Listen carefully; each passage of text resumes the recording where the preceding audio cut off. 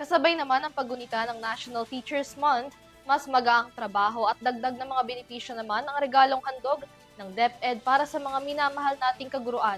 May balita si Dan Dohilio.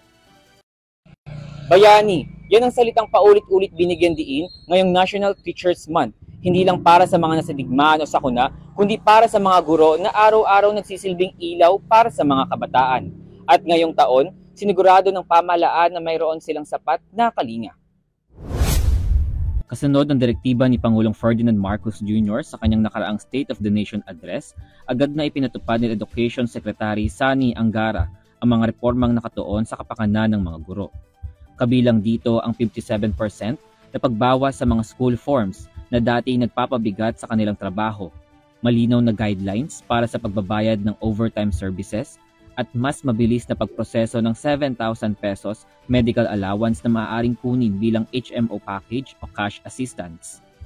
Dagdag pa rito, nakalaan ang mahigit 114 billion pesos sa FY 2026 National Expenditure Program para sa sahod, benepisyo at allowances ng mga guro, kabilang ang pag-hire ng karagdagang teaching staff upang mapagaan ang laki ng klase sa mga paaralan.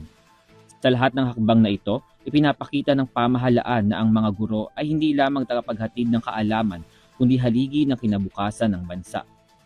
At sa patuloy na reforma, mas nagiging malinaw ang mensahe na ang ating mga guro ay karapat-dapat sa pagkilalang bayani ng makabagong panahon.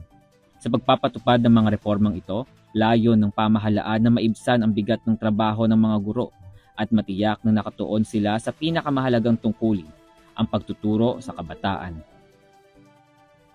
Para sa EuroTV News, Dan Dohilio, sumasaludo sa bawat Pilipino.